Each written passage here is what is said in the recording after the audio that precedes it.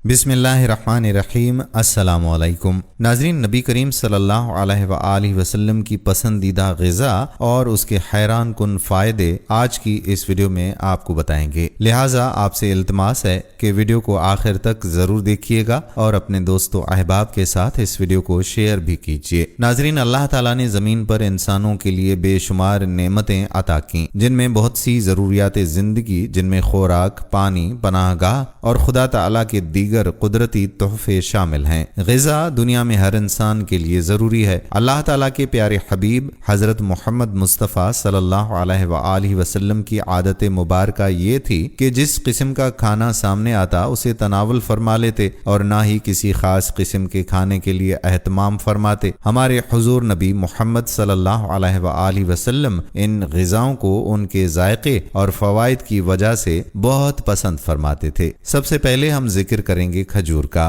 खजूर अहले अरब अमूमन खुराक के तौर पर इस्तेमाल करते हैं। हुजूर नबी करीम सल्लल्लाहु अलैहि वसल्लम ने खजूर की बड़ी तारीफ फरमाई, खुसूसन अजवा खजूर की। हुजूर नबी करीम सल्लल्लाहु अलैहि वसल्लम को खजूर बहुत ज़्यादा पसंद थी और इसका बहुत इस्तेमाल फरमाते थे। रसूलुल्लाह सल्लल्लाहु अलैहि वसल्लम का इरशाद है कि जो शख्स रोज़ाना सुबह के वक्त 7 अजवा खजूरें खा लिया करे, उसे उस दिन जहर और जादू से कोई नुकसान नहीं पहुंच सकता। एक और जगह इरशाद है कि अजवा जन्नत का फल है, इसमें जहर से शिफा देने की तासीर है। नाज़रीन, खजूर एक मक़वी ग़िज़ा है, सब फलों में से ज़्यादा तवानाई बख्श है, जिसमें इंसानी को जिस कदर हयातीन की ज़रूरत होती है उसी कदर खजूर में है। खजूर जिस्म को फरबा करती है, सालेह खून पैदा करती है, सीना और फेफड़ों को क़ुव्वत बख्शने के लिए इससे बेहतर कोई चीज़ नहीं है। रोगन ज़ैतून। नाज़रीन, हज़रत मोहम्मद मुस्तफ़ा सल्लल्लाहु अलैहि वसल्लम ने रोगन ज़ैतून को पसंद फरमाया है।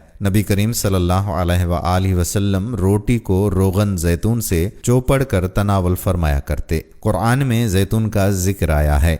रसूलुल्लाह सल्लल्लाहु अलैहि वसल्लम ने इरशाद फरमाया कि जैतून का तेल खाओ और मालिश में इस्तेमाल करो, इसलिए कि वो मुबारक दरख्त से पैदा हुआ है। नाज़रीन, जैतून का तेल दुनिया का वाहिद तेल है जो चर्बी में तब्दील नहीं होता। ये इमराज़ क़ल्ब और मोटापे से बचने के लिए इंतहाई मुफीद है। रोगन जैतून इस्तेमाल करने वाले अफराद दिल की बीमारियों से महफूज रहते हैं। जैतून जोड़ों और पट्ठों के दर्द, सांस की बीमारियों, कोलेस्ट्रोल के मसाइल, ब्लड प्रेशर, गुर्दों के इमराज, मोटापे और फालिज समेत मुख्तलिफ इमराज से इंसान को महफूज रखने की गैर मामूली सलाहियत रखता है। दूध। नाज़रीन, दूध रसूल अकरम सल्लल्लाहु अलैहि वसल्लम की पसंदीदा ग़िज़ा रही है। नबी करीम सल्लल्लाहु अलैहि वसल्लम को दूध बहुत पसंद था।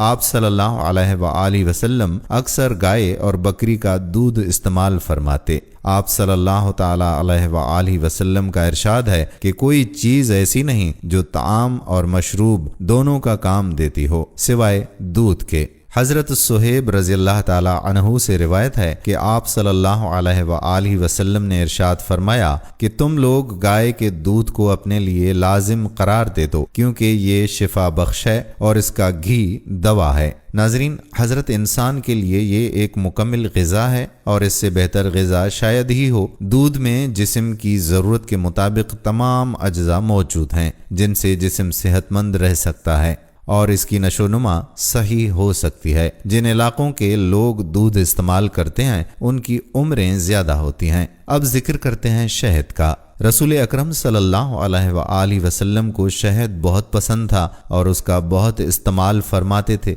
हज़रत आयशा रज़ियल्लाहु ताला अन्हा से रिवायत है कि आप सल्लल्लाहु अलैहि वसल्लम शहद पसंद फरमाते थे। शहद की शिफा बख्शी का जिक्र कुरान मजीद में भी आया है और इसे मौत के अलावा हर मर्ज का इलाज करार दिया गया है। नाज़रीन, शहद के बारे में ये बात तय शुदा है कि ये बहुत से इमराज में मुफीद है और इसका इस्तेमाल जिस्म को इमराज से महफूज रखता है। तमाम तर काविशों के बावजूद अब तक शहद का मुतबादिल तलाश नहीं किया जा सका है। शहद की एक खूबी इसके रस का जल्द असर करना और कुदरती एंटीबायोटिक होना है। ये हल्क से नीचे उतरते ही खून में शामिल हो जाता है। नौज़ायदा बच्चे से लेकर जाँ बलब मरीज तक सबके लिए ग़िज़ा और दवा है।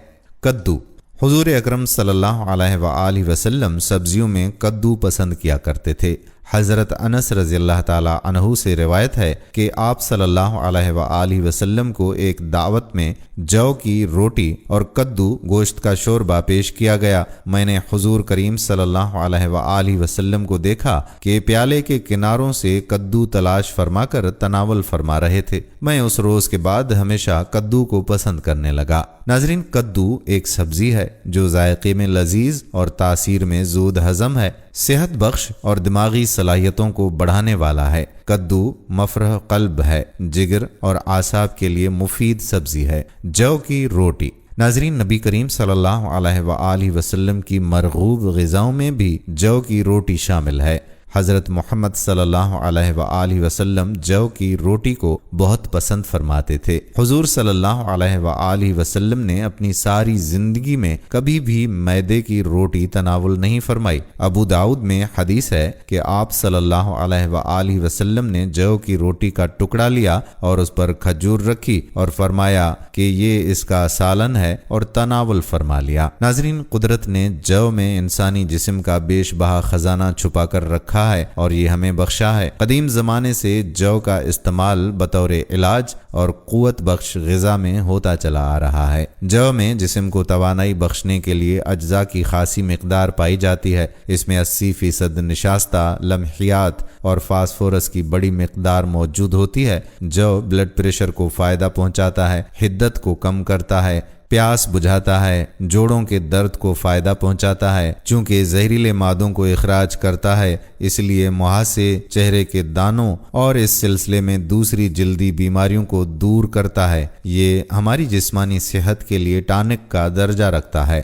انہیں اپنی روزمرہ کی غذا میں شامل رکھیں اور صحت مند رہیں۔ اب ذکر کرتے ہیں سرکہ کا۔ ناظرین، ہمارے پیارے نبی صلی اللہ علیہ وآلہ وسلم کو سرکہ بہت پسند تھا۔ آپ صلی اللہ علیہ وآلہ وسلم نے نہ صرف سرکہ کو تناول فرمایا بلکہ اس کی تعریف بھی فرمائی۔ حدیث میں ہے کہ حضور اکرم صلی اللہ علیہ وآلہ وسلم نے ارشاد فرمایا کہ سرکہ بھی کیسا بہترین سالن ہے۔ حضرت ام ہانی رضی اللہ تعالی عنہا فرماتی ہیں کہ حضور نبی کریم صلی اللہ علیہ وآلہ وسلم میرے گھر تشریف لائے اور فرمایا، کیا تیرے پاس کھانے کے لیے کوئی شے ہے؟ میں نے عرض کیا کہ سوکھی ہوئی روٹی اور سرکے کے سوا کچھ بھی نہیں۔ حضور اکرم صلی اللہ علیہ وآلہ وسلم نے فرمایا، وہی لے آؤ، وہ گھر سالن سے خالی نہیں جس گھر میں سرکہ ہو۔ سرکے کے فوائد۔ ناظرین، سرکے کا استعمال ذیابطیس اور خون میں گلوکوز کی مقدار کو درست کرنے کے لیے فائدہ مند ہوتا ہے۔ سرکے کا کھانے میں استعمال اس احساس کو بڑھا دیتا ہے کہ اب بھوک نہیں، یعنی انسان کم کھاتا ہے اور اس طرح سے نظام انہضام بہتر رہتا ہے۔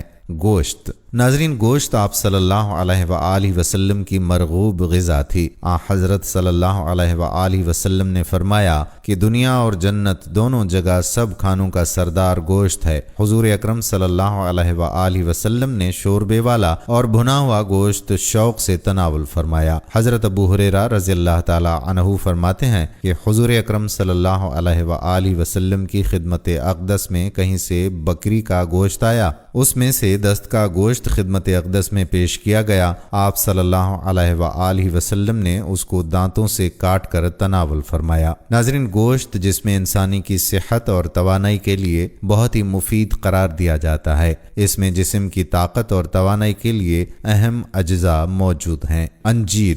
ناظرین، انجیر بھی حضرت محمد صلی اللہ علیہ وآلہ وسلم کی پسندیدہ غذاؤں میں سے ایک ہے۔ حضرت محمد صلی اللہ علیہ وآلہ وسلم نے فرمایا کہ انجیر جنت کا پھل ہے۔ ناظرین، انجیر کا پھل بڑھاپے کو روکتا ہے، یعنی اس پھل کے کھانے سے بڑھاپا جلدی نہیں آتا۔ یہ کمزور اور دبلے پتلے لوگوں کے لیے نعمت بیش بہا ہے۔ ماہرین طب کا کہنا ہے کہ روزانہ انجیر کھانے سے موٹاپے پر قابو پایا جا سکتا ہے۔ انجیر کے اندر پروٹین، معدنی اجزاء، شکر، کیلشیم، فاسفورس پائے جاتے ہیں۔ دونوں انجیر یعنی خشک اور تر میں وٹامن اے اور سی کافی مقدار میں ہوتی ہیں۔ وٹامن بی اور ڈی قلیل مقدار میں ہوتی ہے۔ ان اجزاء کے پیش نظر انجیر ایک مفید غذائی دوا کی حیثیت رکھتا ہے۔ اس کا استعمال ہڈیوں کو مضبوط بناتا ہے۔ اس میں فولاد، کیلشیم اور فاسفورس جیسے اجزاء شامل ہیں۔ ماہرین کا کہنا ہے کہ ایک انجیر انسانی جسم کو درکار فولاد کی 2% ضرورت کو پوری کرتا ہے۔ انگور۔